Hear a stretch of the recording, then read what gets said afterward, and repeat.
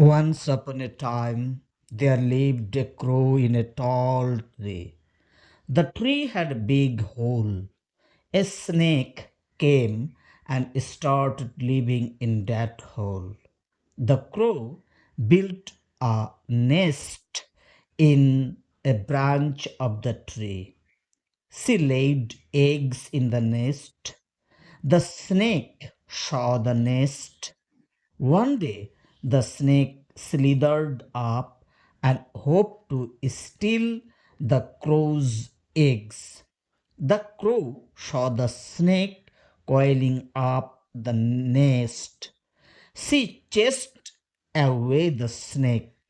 The crow then devised a plan to teach the snake a lesson. She flew to a nearby palace and picked up a golden necklace. The guards saw the crow taking away the necklace. They followed the crow to retrieve the necklace.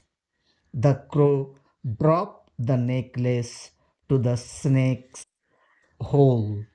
The guards came and discovered the snake in the hollow.